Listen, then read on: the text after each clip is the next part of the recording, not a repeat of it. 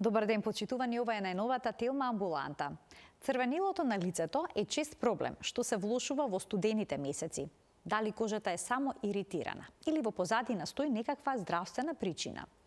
Како се проценува дали црвенилото е знак на себороичен дерматитис, розацеа, псоријаза, лупус или акни? Може ли лекарот само со поглед да ја постави диагнозата или е неопходна дермоскопија при разликувањето на овие различни болести што предизвикуваат слично црвенило на лицето? Кои грешки најчесто ги прават пациентите при самостојното лекување на црвенилото? На оваа тема денес ке разговараме со доктор Верче Тодоровска, дерматолог.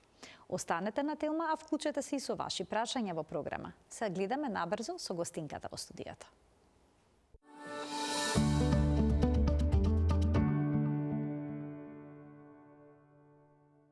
За црвенилото на кожата на лицето денеска зборуваме со доктор Верче Тодоровска, дерматолог во Дерманова.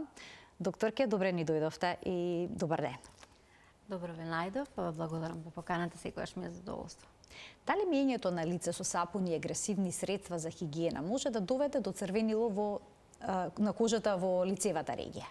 Секако, особено во овие студени денови, бидејќи надвор е студено и сув воздухот, внатре е топло и суво, така да водата во горните слоеви на кожата испарува многу лесно и многу лесно доаѓа до дехидратација на кожата. Ако на тоа додадеме и поагресивни средства за миење, тогаш имаме готов рецепт за црвенило, иритација, пецкање, чешкање.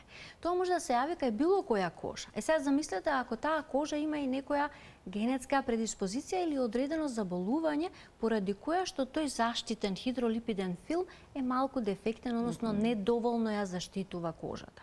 Во тој случај имаме и поинтензивно црвенило. На почетокот и кај бројни дерматози или во одредени ситуации, да речеме црвенило, може да се јави краткотрајно, минливо, како резултат на топлина, како резултат на одредени работи кои што ги внесуваме преку исхраната, например алкохол, пикантно, луто, топли пијалаци, или пак при одредени емоционални состојби, на срам, на стрес и слично. Меѓутоа, доколку тоа црвенило и понатаму перзистира, тогаш треба да обрнеме внимание и да размислиме која би била причината, бидејќи причините може да бидат само, да речеме, одредени иритабилни состојки во надворешноста, значи од надвор предизвикано, меѓутоа може да бидат и одвнатре или кај одредени системски или локални заболувања. Значи не представува проблем краткотрајното црвенило, доколку некој при возбуда, например, при трема стане црвен во лицето.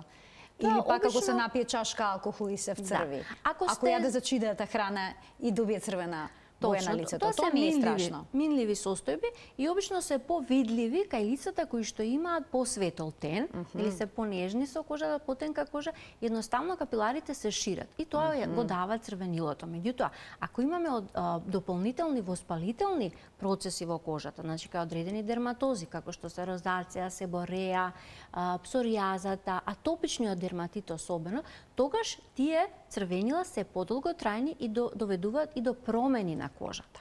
Промените во лицевата регија се многу слични, мислам, кај различни кожни заболувања многу слично изгледаат. Затоа е многу важно да направиме добра диагностика. Бидејќи кај едно, да речеме кај едно детенце, многу често гледаме знаци на атопичен дерматит или сувост на обравчињата, црвенило, перутање и тоа е, да речеме, најчестата дерматоза. Меѓутоа, тука може да се провлече некое инфективно заболување, например црвенило како шлаканица кога е удрена на лицето, се јавува кај одредени вирози, кај еритема инфекциозум, кај морбили исто така. И една од често промашуваните диагнози на лицева регија кај дечиња е габична инфекција, која што може да се провлече како сувост или атопија, а бара сосема поинаква терапија. Така да тука е битно е разграничувањето, диференцијалната диагноза добро да се постави, бидејќи терапиите може да бидат сосема различни и наместо да смират, може да влошат одредена состојба. Споменавте дека студот може да предизвика црвенило на лицето. Да. Дали е тоа генетски предиспонирано? Па, дека бидејќи некој веднаш што ќе излезе надвор, кога е студено времето, се вцрвува. Па генерално тоа зависи до чувствителноста на кожата. Да речеме, атопијата е пречувствителна кожа. Себорејата исто така ја рангираме во една конституционална пречувствителност. Бидејќи одбранбените механизми на кожата, кај тие лица не се доволни за да ја заштитат од негативните надворешни влијанија.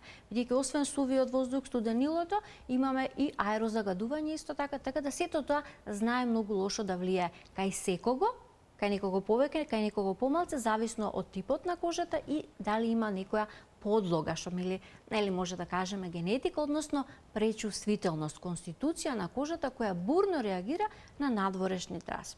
Може ли кожата бурно да реагира и доколку лицето го измиеме со многу топла вода или пак се тушираме со врела вода? Па врелата вода што прави? Ги раствара маснотиите. Кога миеме садови, нели со топла вода полесно се мијат. Така и лицето, оној заштитен хидролипиден масен филм се многу полесно се раствара и се одстранува. И кожа со топла вода. И така кожата останува соголена и ја нема својата заштита. Водата полесно ја напушта од тие горните слоеви. Се билдаат мртви клетки, суви клетки, ги затнуваат поред и се јавува едноставно едно црвенило, порозност, пецкање, жарење. Затоа најдобро е со млака вода да се мие лицето, значи ни ладна, бидејќи ладната во почеток ги собира крвните садови, а потоа тие реактивно се шират. Така да не чини ни многу ладно да се користи. Значи ниту многу ладно, ниту многу топло, со млака вода идеално. Да, и особено да има малку, како да кажам, разлика во негата во зимските месеци и во летните месеци. Ова е генерално за сите, бидејќи во зимските месеци кожата бара поконзистентна, побогата крема, која што ќе го надокнади тој заштитен хидролипиден слој и да не користиме многу силни исушувачки средства за миење, сапуни и така натаму, да бидат поблаги. Ако имате веќе некој проблем, како акне, себореја, розација, тогаш дефинитивно треба да внимавате со како ја одржувате кожата во овие месеци. А колку често во вашата пракса се среќавате со црвенило на кожата на лицето, кој што е последица од преагресивна нега? Велам агресивна нега, бидејќи има дневни рутини, ноќни рутини, пладневни рутини. Се користат креми со ретиноли, со разни додатоци. Дали сето тоа може да доведе до црвенило на кожата на лицето? Може, и тоа многу често, особено и кај помладата возраст, бидејќи тие сакаат нели со повеќе препарати или со почесто да речеме измивање лицето да надминат некој проблем како акните или пак некои фини мали линии што само тие немаат никаков проблем, спроведуваат само тие ги гледаат. Или проширените пори, тоа е најголемиот проблем на младата популација, што воопшто не е проблем, туку е наметнат од оние филтрирани фотографии што ги гледаме на социјалните мрежи. Тој само фрустрира повеќе, а не е никаков проблем. Имав еден случај во кој што млада девојка, мислам дека имаше околу 20 на години, со нормален тип на кожа, да речеме, со Т-зона, од претерано користење на ретиноли, серуми, додатоци, имаше веќе така нарушен микробиом, кожата беше сува, перутава и имаше секоја поричка беше исполнета со едни мали жолтеникави кератински елементи кои под дермоскоп се гледаат како мали, тоа се микроорганизми, тоа е така наречениот демодекс, кој што е еден од знаците на розацијата. Значи, гледаме појава на сосема нови елементи, толку е нарушена, значи пореметена таа микрофлора, да едноставно развиваме еден вид на розација кај сосема млада особа кај која што не би очекувале такво нешто. Така да многу е битно. Значи козметиката може да доведе до тоа? Да, може и козметиката, затоа треба да биде балансирана, хидрирачка и да не биде претерано агресивна, да биде прилагодена за вашиот тип на кожа. За акните, да речеме, кај младата популација, кои што се чести нели во пуверететскиот и адолесцентниот период, во зимскиот период бидејќи користат многу исушувачки средства, ретиноли, бензоилпероксид, салицилна и останати нели препарати кои што ја исушуваат кожата, бидејќи е нели многу масна, меѓутоа тие во исто време ја дехидрираат. И овие непогодни услови доведуваат до појава дополнително црвенило и исушеност. Тие велат, докторке, јас немам како акне, имам сува кожа. Кожата не е сува, туку е дехидрирана и само бара малце повеќе хидратација и малку разречување на тие исушувачки средства кои што се става, да речеме, може да се става еверетинолот 2 пати, 3 пати неделна, не мора секоја вечер во овие исушувачки периоди, или има сендвич техника каде што се става со хидрирачка крема која што е наменета за тој тип на кожа, која нема да затвори пори, туку само ќе ја хидрира и ќе ја смири, нема да има црвенила. Потребно ли е постепено да се научи кожата на ретинолот? Тоа сигурно, да. Значи, во било кои услови, поготово е во зимските, значи секогаш се почнува постепено, например, еднаш неделно, само навечер, нели се користи, 2 пати неделно, потоа 3 пати неделно, и тоа да се прави на 2 недели интервали, на подолги интервали. Ако забележите иритација, може да се вратите на поретко, бидејќи конзистентното и долготрајното континуирано употребување на овие препарати дава резултати. Значи, на долги патеки. Немаме тука магично стапче да преку ноќ имаме добри ефекти. И токму поради тие сакани брзи резултати се прибегнува кон многу често аплицирање на средства кои што не би требало толку често да се користат. Дали кожата на лицето кај повозрастните посклона кон црвенила? Вака се, како што кажав, кај дечињата што обично гледаме одредени состојби, така и кај возрастните може да, нивната кожа е многу потенка. Циркулацијата е намалена. Лојните жлезди помалку лачат.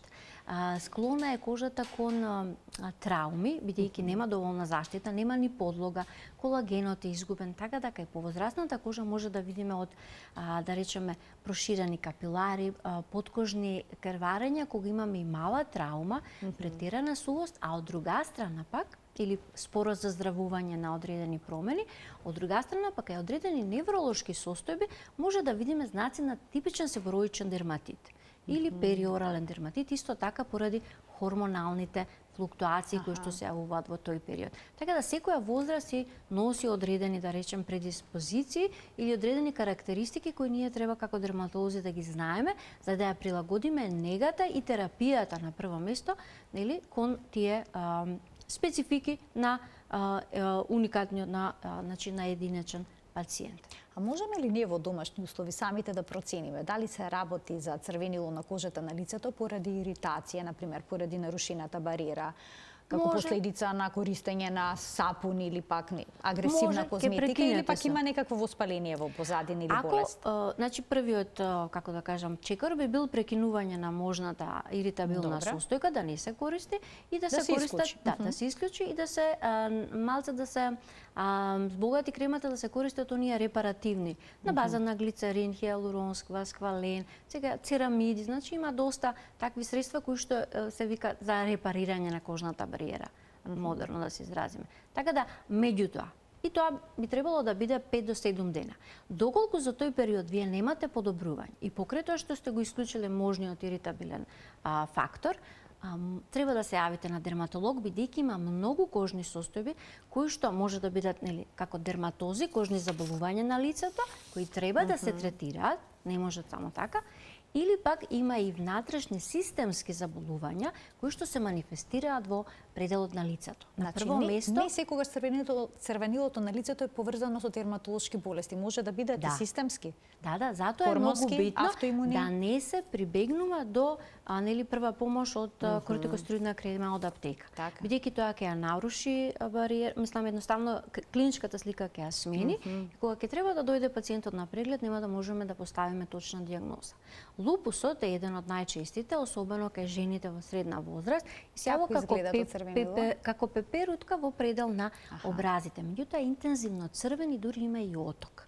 И некогаш знае да биде испровоциран од изложеност на сонце. Во тие ситуации секогаш прашуваме дали има дополнителни системски симптоми од типот на болки во зглобовите, промена на телесна тежина, било каква друга симптоматологија. Тоа е лупусот. Исто така има една друга системска болест, тоа се дерматомиозитот, кој што се јавува дури и кај млада популација. Тој оди со црвенило кое е малку ливидно и е нагласено на очните капаци, дури се некако како спуштени, околу очите, пак на образите, и се јавуваат мали црвени точки или како брунчиња на малите зглобчиња. Кај дерматомиозитот може да има и дополнителни системски симптоми од типот на слабост во мускулатурата на рамењата и карлицата, така да кај тие пациенти почувствуваат одеднаш дека причешлањето им оди тешко, тешко ја дигаат раката или пак станувањето и седнувањето е потешко. Така да не е за занемарување било какво црвенило во лицевата регија, бидејќи овие системски заболувања можат да се препознаат и најдобро е тогаш да се диагностицираат за да не напредуваат и да ги зафатат внатрешните органи. Ајде да ги разгледаме дерматолошките причини, дерматолошките болести кои што доведуваат до црвенило на лицето. Така. Како изгледа црвенило од себороичен дерматитис? Себороичниот дерматитис се јавува типично во типични регии. Значи сите се на лицето, меѓутоа си имаат некои предилекции, велиме. Околу вегите, околу носот, на скалпот многу често се јавуваат и на било која, да речеме, себороична регија. Тоа се регии кај што има многу лојни жлезди. Себороичниот дерматит е состојба во која имаме нарушено лачење на лојните жлезди и известна имунолошка хиперреактивност. Така да може да се јави под аксилите, тука на градите и исто така да се јави на препоните. Самото црвенило е најчесто со жолтеникава нијанса и има перутање. Меѓутоа, слично може да биде и кај розација, значи не е секогаш клиниката не ни е доволна за да направиме дистинкција. Затоа дермоскопот во последно време, иако првично беше измислен и направен, конструиран за детектирање на кожните карциноми, било кој тумор на кожата, сега го користиме во секојдневната пракса за сите заболувања. И многу ни помага особено за овие лицеви дерматози, бидејќи терапијата е сосема различна. Вие кај себороичен... А црвенилата се слични? Слични се многу. Кај себороичниот дерматит, доколку значи може да дадете кортикостероидна терапија и слично да се повлече, па пак да се врати, што е најчесто случај, меѓутоа кај розацијата, кај периоралниот дерматит, тоа ќе направи катастрофа. Што е тоа значи, розација? Влошување. Розацијата е исто така една хронична воспалителна болест на пилосебацијалната единица, ние викаме, тоа се лојната жлезда и влакненцата, која што исто така се јавува во центрофацијална, значи на лицето, на образите, на носот, на челото. Кај розацијата може да има, да речеме, само проширени капиларчиња, може да има појава на гнојарчиња како акни. И доколку се јави кај помлада возраст, многу често се лекува како акни, што е сосема погрешно. Може да се јави исто така и перутање и најтешката форма која што кај повозрастните се јавува е зголемување или хипертрофија на лојните жлезди на носот и едноставно зголемување и појава на така наречена ринофима. Меѓутоа, ова е пример баш за телеангиектази или проширени капиларчиња, кои што се еден од знаците на розација. Меѓутоа, ако се појават пустулчиња или тој паразитот, односно микроорганизмот демодекс, кој што ја прави кожата да биде како рапава на допер и многу сува ја чувствуваат пациентите. Со помош на дермоскопот, и тоа е овој најновиот тип кој што покрај обичното светло има и така наречено сино UV светло, под кое флуоресцираат тие мали микроорганизми, нивните опашки ги гледаме, велиме, и кератинските елементи, и флуоресцираат со точно одредена синкава беличаста боја. И ние можеме да ги видиме. Кај себороичниот дерматит такви структури не гледаме, напротив, кај нив порите се богати со себум, кој што со себе има и еден друг микроорганизам, маласесија, која што ја уништува таа, како да кажам, доведува до воспаление и регијата кај што имаме себореја, едноставно флуоресцира поинаку од останатата нормална здрава кожа. Бидејќи секогаш себорејата, па и розацијата се местимично присутни. Најинтензивно црвенило може да видиме кај така наречената стероидна розација, која што настанува поради злоупотреба на кортикостероиди. Ова е многу чест проблем, бидејќи пациентите, лицето нели ни е, како да кажа, нашата лична карта, нашиот интерфейс со околината и се што се случува на лицето, веднаш се гледа. Секој сака нели да добие брз ефект. Кортикостероидните креми често се злоупотребуваат бидејќи веднаш го намалуваат црвенилото. Пациентите се навикнуваат, ке стават еднаш-два пати, после некој време црвенилото се враќа и така со години. И во еден момент веќе кожата не може да реагира на таа кортикостероидна терапија, едноставно остануваат капиларите проширени и црвенилото е многу јасно изразено. И кога ќе видите пациент кој што е целиот црвен, буквално како да е запалена кожата.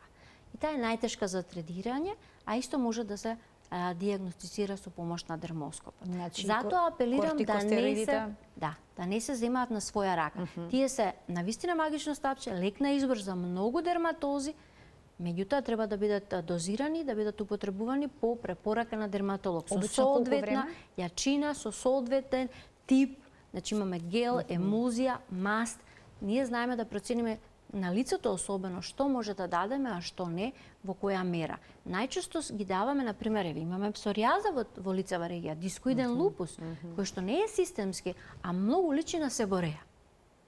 Значи, ако вие почнете со третирање и гледате нешто се појавува, се губи, се појавува, обично пациентите доаѓаат веќе после извесен период. И тогаш е многу потешко да се постави дијагнозата. Затоа подобро пробајте емолиенти, ако имате црвенило. Објаснете им на гледачите што се тоа емолиенти. Емолиенти се кремички, значи средства кои што ја враќаат хидролипидната бариера. Има 3 вида.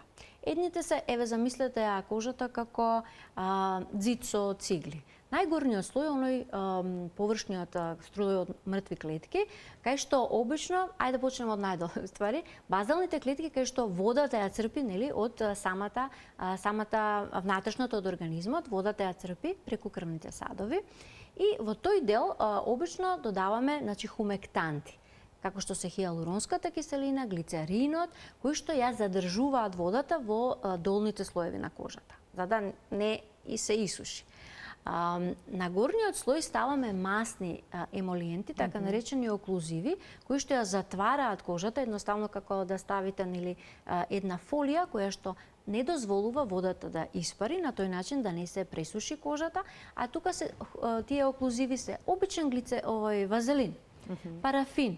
Значи тоа се средства кои што или пчелениот восок, значи средства кои што или масла одредени не дозволува да испари кожата, водата од кожата. И со тоа спречува пресушување. А помеѓу тие два слоја имаме тули, меѓу тулите се церамидите, кои што буквално како малтар го прават тој заштитен слој да не може водата да напушти. И со тоа ќе имаме, нели, добро хидрирана кожа, мека, која што нема лесно да се вцрвенува. Ќе ги вклучиме и гледачите.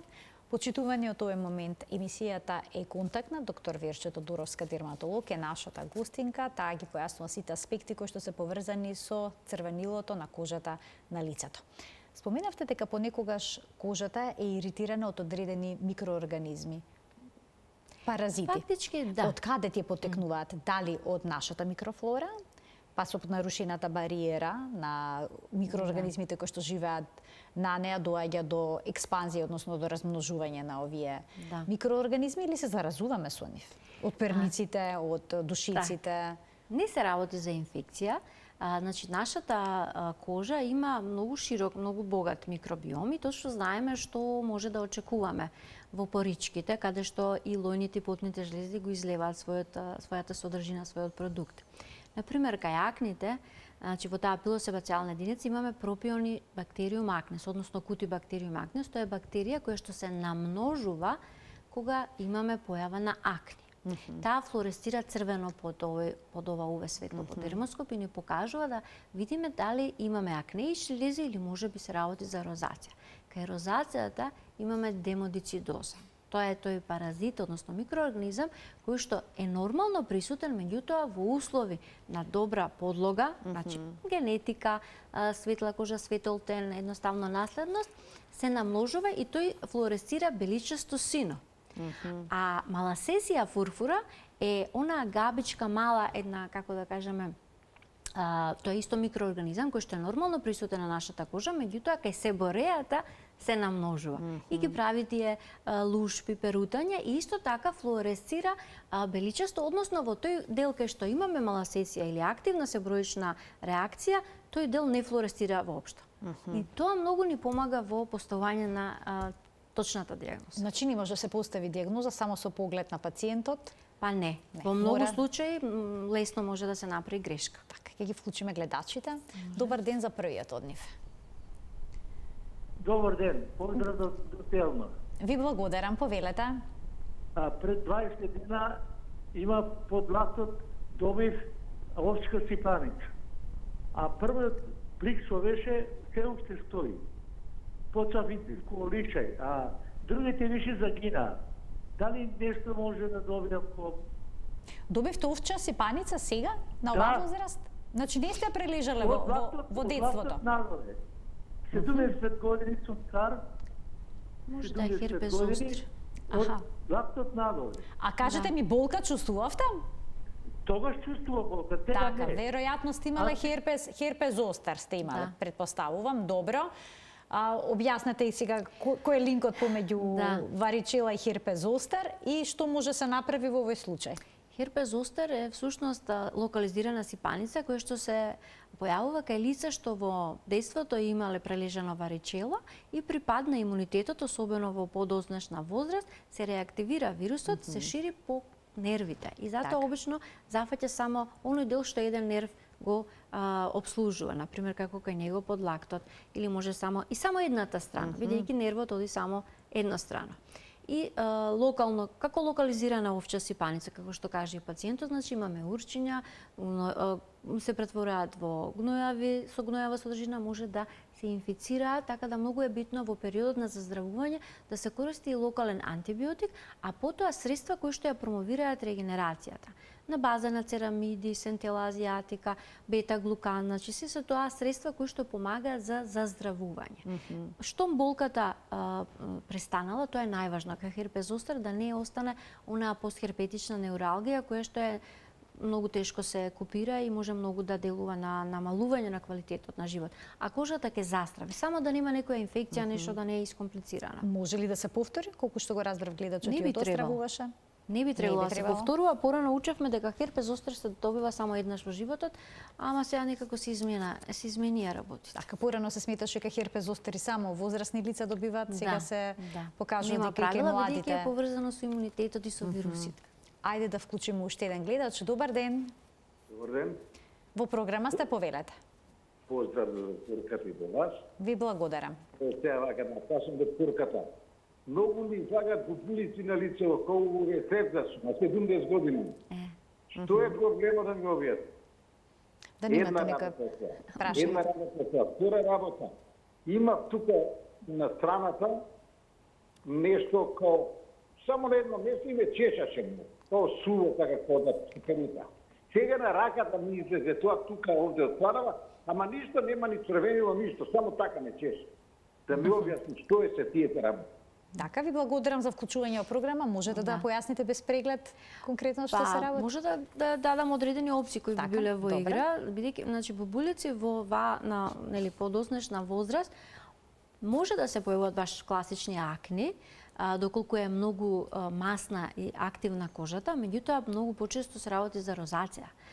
Имав еден пациент кој што 6 месеци беше лекуван како локална инфекција, бидејќи имаше големи гнојарчиња, особено околу носот и на челото.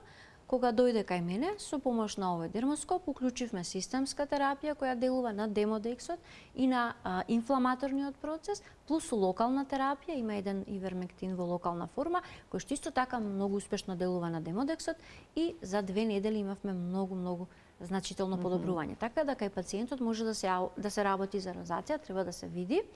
А во однос на тие мали делови што чешат, може да бидат од сувосна кожа, може да се работи за кератози, значи да се проба со обичен вазелин, нешто што ја намастува кожата, бидејќи возрастната кожа нема доволно ниту циркулација, ниту активни лојни жлезди за да ја подмачкуваат и многу лесно се јавува тоа чешање кој што знае да биде голем проблем кај возрастните. Уште еден гледач ќе вклучиме. Добар ден.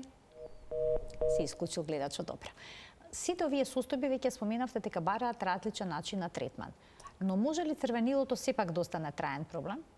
Да, ако имаме проширување на капиларите или ако воспалителната дерматоза е толку активна и едноставно не може да се стави под контрола. Да речеме, вика истероидната розација е многу тешко да се реши, бидејќи кожата е навикната. Имаме и одредени заболувања како дискоидниот лупус, например, кој што на почетокот почнува со воспалителни како плочки црвени со лесно перутање, се јавува и на лицето и на скалпот. На скалпот доведува и до загуба на коса, а на лицето тие црвени плочки со тек на времето се ја губат бојата и едноставно оставаат како лузни, во центарот бледеат, а на периферијата остава дури и пигмент. Значи секоја дерматоза различно се развива со тек на времето. Кај розацијата најчесто телеангиектазиите остануваат како траен проблем кој што може да се реши само со ласери, бидејќи еве како во примерот гледате зелени очи, сини очи, бела кожа, Така тие се била. најчестите фототип на кожа кој што развива розација.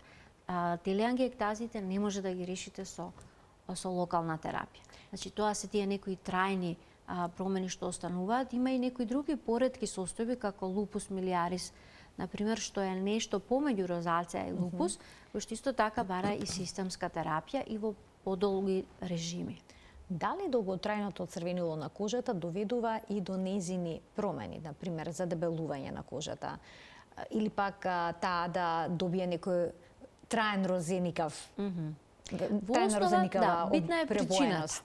Например, и себорејата, и розацијата се хронични заболувања кои што се влошуваат во услови на студено време, студен воздух, користење на пикантна, кисела, лута храна баш овој период, нели, што погодува, ветровито време исто така ги влошува, меѓутоа во одредени периоди тие се сосема мирни, така да кожата со соодветна нега може да се држи во добра кондиција. Иако вие имате себороичен дерматит или имате розација, со тоа што незината чувствителност не може да ја смените, бидејќи тоа е во генетиката. Акните исто така, нели, се јавуваат, се губат, меѓутоа најчесто се губат веќе, нели, после адолесценцијата, а овие две се баш хронични. Лупусот, веќе рековме, системски, периоралниот дерматит исто така многу често се јавува и се губи. Тој се јавува околу устата, може да се јави и околу очите и околу носот како мали ситни жолтеникави, како врв од топуска, од игла, пустулчиња ги викаме. Не знаеме точно која е причината, се смета дека е пак некој нарушување на микробиомот, некој хормонален дисбаланс, пад на имунитетот, изложување на иритации, например кај дечиња што користат овие инхалаторни кортикостероиди може да се јави како провокативен фактор. Потоа оние што користат флуорирани пасти за зъби, може да се јави исто така едноставно и при пад на имунитетот и е исто така многу хронично, а не трпи кортикостероидна крема. Значи, ако тука ставите кортикостероидна крема, имате драстично влошување и потешко лекување понатаму. А дали раната псоријаза исто така дава црвенила на лицето? Да. Псоријазата особено може да се манифестира на почетокот, дури да не може да ја разликувате од атопичен дерматит, особено ако е кај дете и се јави на лицето. Може да се јави, например, околу очните капаци. На почетокот лицето баш како лишај, како сува црвена кожа која чешка. Може да се јави под капакот, може да се јави на скалпот. Исто така и атопичниот дерматит. Тука ни помага дермоскопот, бидејќи кај псоријазата гледаме само точкасти крвни садови кои што се дифузно распределени низ целата промена и мало перутање кое што е најчесто исто така дифузно. Додека кај атопичниот дерматит имаме друг тип имаме исто така точкасти крвни садови, меѓутоа тие се дифузно распределени и имаме серохеморагични крусти, односно жолти лушпи. Исто така псоријазата на скалпот флуоресцира розеникаво. Исто, значи себореја и псоријаза исто така не може да се разликува. Така да, ако имате било какви промени на лицето од овој тип, дури дискоидниот лупус може да почне како една црвена плака која што има лушпи бели врз неа. Сега вие треба да разликувате дали е псоријаза, дали е атопија, дали е себороичен дерматит најобичен. Затоа е битно докторот дерматологот да ја направи проценката во моментот кога започнува промената на лицето, бидејќи тогаш е највалидна, како да кажам, без третирање и така натаму. Може да се почне само со емолиенти, како што веќе објаснивме, бидејќи од нив нема штет, може да помогнат, особено од тој предел околу очите, ама и претходно, како што кажавме, нели може да има дури и дерматомиозит. Имав пациентка која што неколку години била третирана како контактен, иритантен дерматит од козметика, од шминки, само очите и се црвени, капаците паѓаат и на крај, всушност, кога ја распрашав убаво, дали имате дополнителни симптоми, што се случува, како се случува, дојдовме до вистинската дијагноза, која што можела многу порано да се детектира и лекува соодветно. Во која фаза од болеста или пак во која фаза од црвенилото на лицето обично доаѓаат пациентите на преглед? Дали во почетната или веќе откако ќе биде тоа интензивно, па ќе има дополнително воспалување? Да. Тоа зависи од самиот пациент. Има пациенти кои што буквално доаѓаат на преглед и при појава на една точка, да речеме при многу дискретен наод.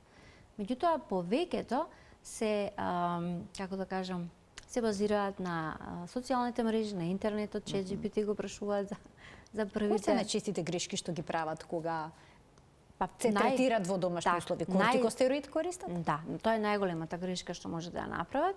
И затоа велам, подобро пробајте со вазелин, најобичен, линолинска киселина, овие церамиди, значи оние креми што се за нега на раце, на лице, за дечињата што ги користиме, дури млекото за тело може да се стави на лице, отколку да се стави кортикостероидна крема, бидејќи само ќе ја замеша работава и од, како што видовте, од оваа широка гама на лицеви дерматози, ќе ни биде потешко да ја поставиме баш на најточната дијагноза и соодветно со тоа и третманот ќе биде поуспешен. А што е со народните лекови? Некои кога ќе забележат црвенило на лицето, стават облоги со чај, може камилица, не може да над, меѓутоа таа исушува после некое време. Подобро ставете Павловичева или вазелин, да речеме, може малце да ја омекне кожата, доколку е само резултат на некоја локална и, како да кажам, времена иритација поради сувоста на воздухот или студеното време или нешто што сме изеле. Мада многу често имаме и контактни иритантни дерматити, ете тоа не го спомнавме, кои што се јавуваат исто така на лицева регија, бидејќи тие се обично оние хемиски средства што испаруваат и најчесто на крајот на денот се таложат на капаците и на лицето. И може да ги видиме како едно црвенило, сувост, најчесто имаат и печење и чешкање изразено. Меѓутоа, сепак тука анамнезата исто е многу битна да го распрашате пациентот што работел пред да се појави црвенилото, дали користел одредена нова козметика, особено околу очите, кај жените, или имаме доста такви препарати, или користел латекс ракавици, или користел оние ацетони за лак, или пак се лакирал со некој лак кој што испарува и едноставно довел до таква промена. Во тие ситуации даваме смирувачка терапија, бидејќи тоа се работи за дерматит, воспаление, која мора да се стабилизира и потоа ги правиме соодветните алерголошки тестирања за да дознаеме на што изреагирал пациентот за да не му се случи повторно. Така. Значи клучна е правилна дијагноза за да се спроведе соодветно лекување. Докторке, ви благодарам многу за вашето денешно гостување во Телма амбуланта и што проговоривме за оваа тема, за еден проблем кој што е релативно чест меѓу луѓето. Можна чест и пак ја апелирам, доколку имате било каква промена, дојдете прво на преглед и потоа полесно ќе биде лекувањето. И дермоскопот е всушност дермоскопот е златен стандард за во дијагностиката на кожните заболувања, дури и кај црвенилата на кожата. Да, не е само за карциномот на кожа и тука не докажав дека одредени црвенила во лицева регија може да бидат актинични кератози, преканцерози, па дури и карциномо да налекува на бубуличка. И пациентите да кажат, тоа ми е бемка одамна ја имам или тоа ми е бубуличка, ама еве нешто расте, уствари е базоцелуларен карцином. Така да значи одговорот е во дермоскопот, односно тој што гледа со дермоскопот. И неговата едукација во таа област. Ви благодарам уште еднаш за вашето гостување во емисијата. Ќе им се заблагодарам и на гледачите што беа заедно со нас од самиот почеток до крајот на ова издание на Телма амбуланта. Почитувани, ви посакувам пријатен ден.